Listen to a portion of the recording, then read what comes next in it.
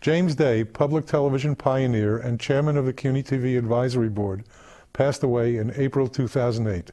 His legacy includes the series Day at Night, which aired for 130 episodes beginning in 1973. The program features interviews with many of the great thinkers and achievers of the 20th century. These 30-year-old programs have been restored. The interviews remain fresh and relevant today, exploring issues that are still important to society. Showing them again is CUNY TV's tribute to Jim and his contributions to public television.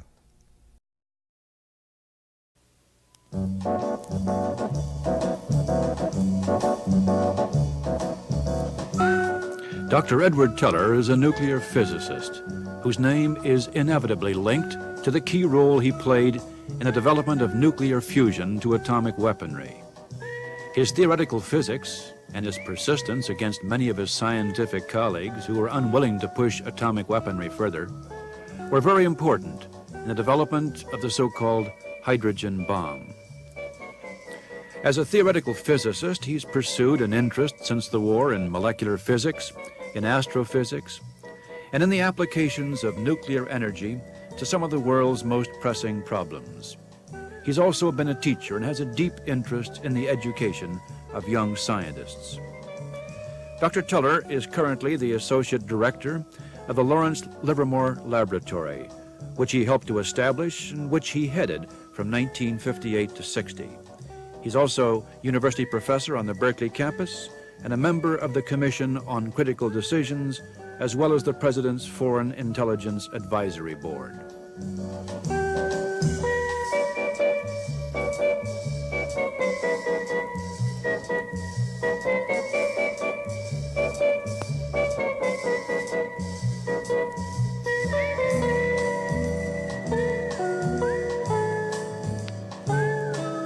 Dr. Teller, there's been an enormous explosion in scientific discovery and technological advances since the World War II. Has all that changed in any way the scientist's role in society? There has been an enormous increase in technology, not in science. Not in pure science, not in the discovery of... There are some branches of pure science, for instance, in biology, where great discoveries have been made. In the field of my interest, in physics,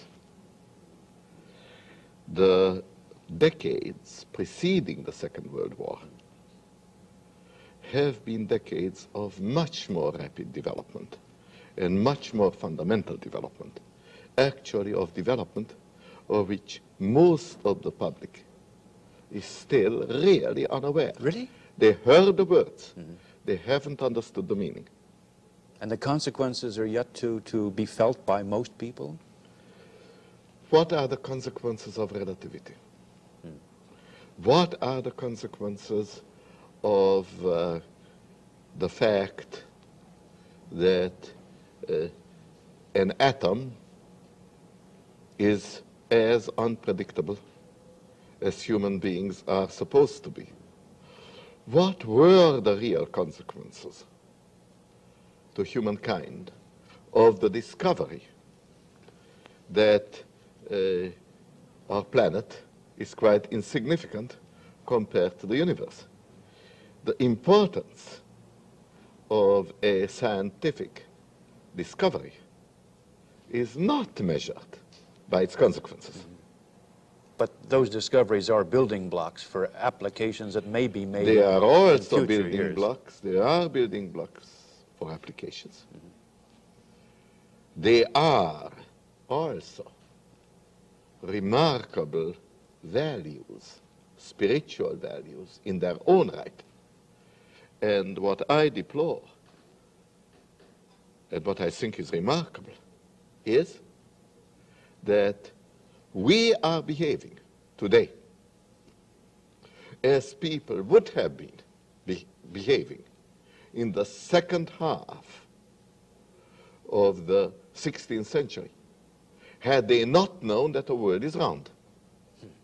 Educated people at that time knew that the world is round.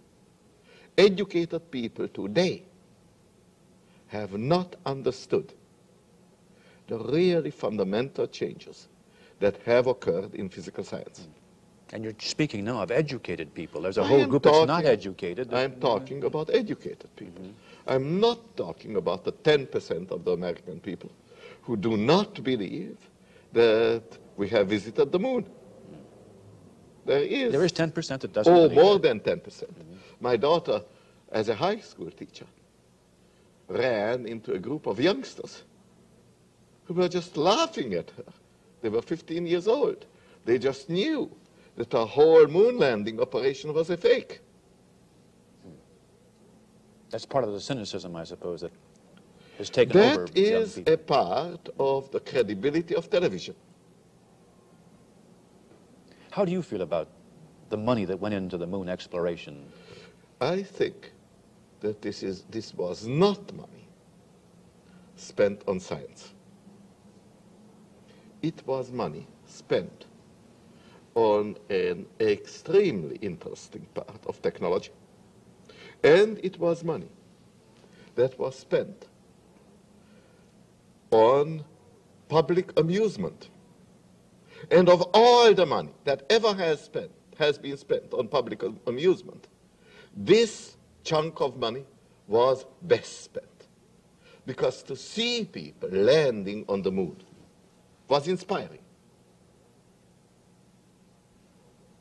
What about its scientific value? It was there. It was not very great. That money could have been spent more usefully in science, but not... No. No? That same money could not have been spent on science because we don't have enough scientists on whom to spend it. Money does not buy science. Money buys technology. You see, the tremendous progress that occurred in science between, let us say, 1900 and 1930 cost practically nothing. What first caught your interest in science as a youngster in Budapest? You went into chemical engineering originally, didn't you? I can't answer the question because it is not appropriate. I wanted, when I was a very young person, I wanted to become a mathematician. My father said that this is not a practical occupation. I should do something that can be applied. And we compromised on chemical engineering, and I actually cheated because I took chemical engineering and mathematics at the same time. And my father was not only reasonably well satisfied, in fact completely satisfied, but after 2 years he gave up and he said, all right, if you still want it, you do whatever you like. By that time I was in Germany studying, and by that time, that was 1928, the fundamental discoveries on atomic physics had been made. Now, I did understand by that time that the behavior of the atom was a completely new world, was quite different of anything anybody dreamt of only 10 years or 15 years earlier. And the remarkable novelty, the challenge of these new ideas, that is what turned me into a physicist when I was 20 years old. And it was exciting to a young man. It was very exciting. It was... and I think it was not only exciting, because at 20 years I was more excitable.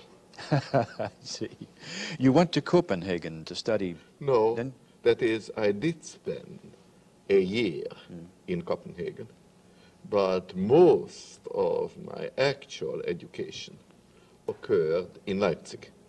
Well, I was thinking of Niels Bohr, with whom well, you studied. I did visit in Copenhagen for a year, and I knew Niels Bohr, but I did not learn nearly as much from him as I did from Heisenberg, whom I knew much better. And Germany then, I suppose, was the center of science at that period in our history, was it not? Copenhagen perhaps even more so. I just had closer relations to Heisenberg, who was also much closer to me in age. You first came to America to teach at George Washington University. In 1935, yes. What attracted you? The job? The opportunity? Well, actually, you see, I left Germany when Hitler came. Yes. And I was looking for a job. Then a very good friend of mine, George Gamow, got settled as professor of physics at George Washington University. And he sort of sent for me. He asked me to join him. He was fun.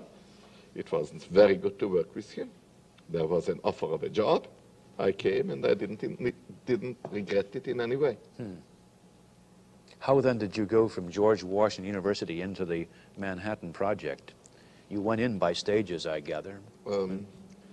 By rather rapid stages, and I don't think it's even worthwhile to think about those stages. The main point is that two events occurred in 1939, or rather in the last months of 1938. Fission was discovered, and that opened the possibility of the practical application of nuclear energy. And the other is that the Second World War came along, having escaped from Hitler. I think I had a good idea, or rather a horrible idea, what was at stake. And I was among those who were exceedingly eager to do whatever was possible to stop this horror. These were the two reasons, and perhaps it's not terribly interesting to think back on the question how in detail they operated. Yes. On that day when you and Dr. Leo Szilard called upon Einstein to ask him to sign the letter to President Roosevelt to push forward with the development of an atomic weapon, you've had the feelings you've just described, I assume. That is to say, the importance of applying what was known about fission.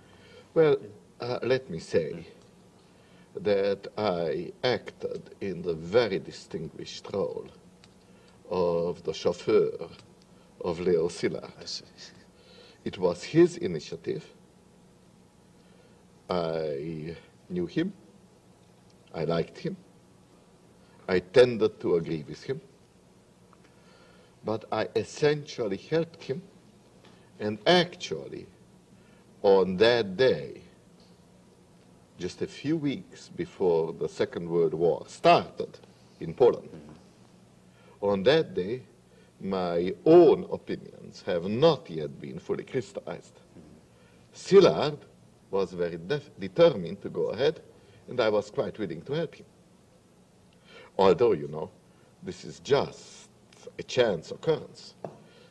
I drove Szilard to a rendezvous with Einstein. And Szilard had a letter ready for signature, which Einstein and he had discussed already earlier. So let's not exaggerate the importance of chauffeurs. I see. And Einstein then obviously was prepared to sign. There was no matter of argument in convincing him. He received us in slippers, invited us to have a cup of tea, read the letter, and nodded his head and signed. Was all there was to it. Yes. The tea was good. The consequences that flowed from that, and I'm being a bit dramatic about this, but the development of nuclear weaponry raised that very important question in scientists' minds about whether a scientist has an obligation to consider the ethical, moral, philosophical consequences of his work. How do you feel about that? Well, today? I don't think I have changed my mind about that a great deal. My strongest feeling is that it is a terrible mistake on the part of the scientists to take themselves too seriously. And there's somewhat less of a mistake, but still a big mistake, on the part of everybody else to take the scientists terribly seriously. I believe that a scientist has an extremely important job, and that is to make science. Nobody else can do it. It's a wonderful business. It is, in a way, what drives humanity forward. It is what unites humanity in the end, for better or for worse. And it is the scientist who alone can do that. He has then a second responsibility that is a little less basic, but very important, at least for some scientists, to apply what they have found. I was not concerned with any applications prior to 1939.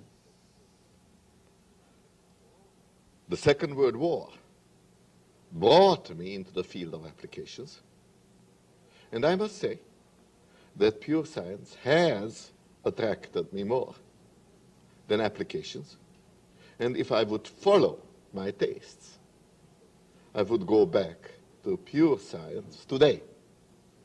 However, I also found that after the Second World War, applications were dangerously neglected. And the need for people to look after applications has increased ever since, as is already too clear today in connection with the energy shortage. And has not been followed, as to say they've not looked after them as they should, if I understand you correctly? They have, the scientists as a whole, the academic community as a whole, has neglected applications to the point where the United States is now losing its leading role in technology. A fact which has not been comprehended by the great majority of the American people. What's the importance of maintaining the lead in technology? Why isn't it all right to be number 2, number 3? Well, there may be some questions like standard of living, like survival, like maintaining a set of values on free speech. You know, I avoided to tell you this a little while ago, but I want to tell you now. One of the decisive events which convinced me to work on nuclear weapons was a speech by President Roosevelt the day after Hitler invaded the lowlands, where he said, "It is the duty of the scientist to contribute the weapons which are needed for the defense of freedom." The duty? I think he either said this or he very clearly implied it. I do not know what his precise words were, but this was their import. And I believe that today, when Solzhenitsyn is not allowed to write in Russia, which is the country he loves, freedom is in as great danger as it was on that day in May 1940, when Roosevelt spoke. So I claim that applications are important if we want to have energy and if we want to have freedom. Should the scientists make a distinction between destructive and constructive applications? Look, let me perhaps delay answering this question for a moment. The answer is no, but I want to go into more detail on that. But I have not finished answering your previous question. The scientists should do science. The scientists should apply science. And the scientists then should explain what the applications mean. A very difficult task, and a task on which scientists of necessity will work at cross purposes. Because what the importance of something is, on this there is no scientific opinion. Nevertheless, the explanation is necessary. But the scientist does not make the final decision? He The simply explains? only person who can, the only people who can make the final decision are the people in power in a totalitarian state, or the people who go to the polls in a democratic state. I believe in democracy, however difficult it is to believe in democracy. I do. I have seen some of the alternatives, and I don't believe it is the business of any group, be it politicians, be it generals, be it intellectuals, be it scientists, to make the decision which belongs to the people whom the decisions affect. It is the job of the scientist to explain, to advise, and to explain to the people. Now, let me come back to your other question, which is a part, perhaps the most important part of this explanation. Is there a difference between the constructive and the destructive inventions? That was your question. That's the question, yes.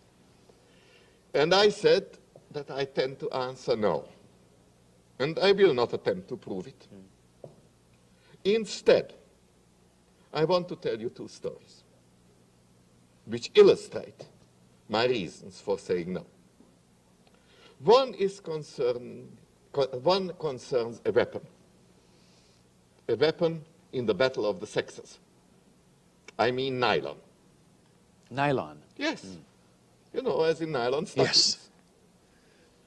Yes. And this, most people will say, is a peaceful invention. Yet, when DuPont first succeeded in producing nylon, the gals didn't get any stockings.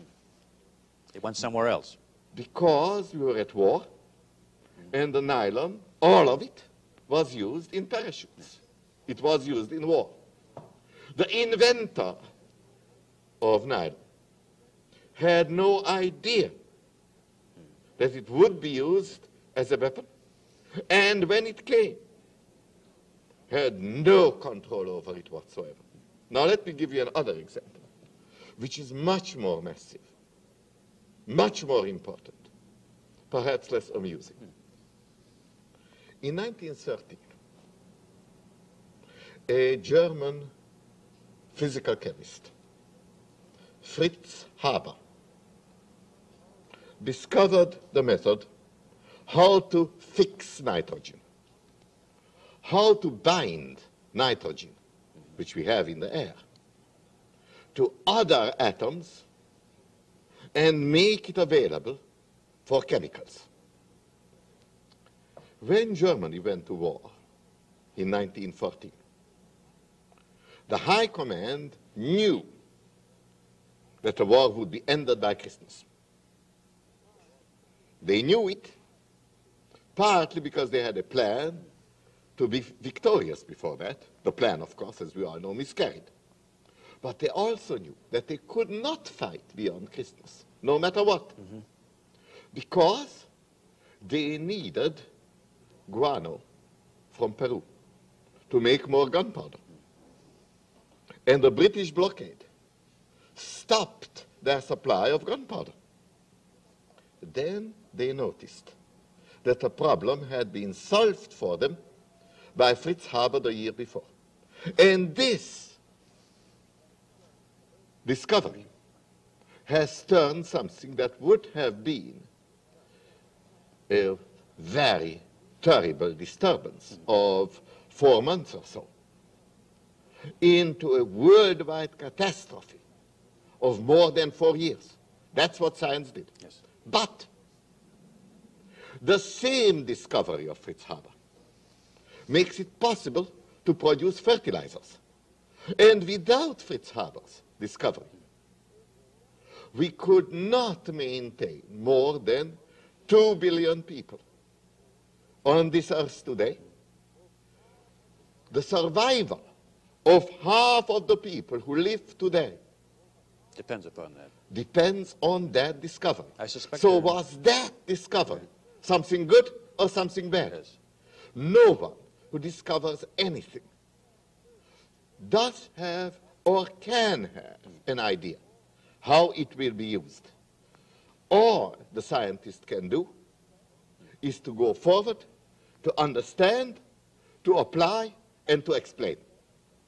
We have about 1 minute. I'm going to ask you a trivial question. And I know you don't like trivial questions, but I'm curious. First, a small country like Hungary has produced in science an uncommon lot of leading scientists. I think of you, Szilard, von Neumann, mathematician. Is there some reason that out of this small country has come so many leading men of science? I have two answers.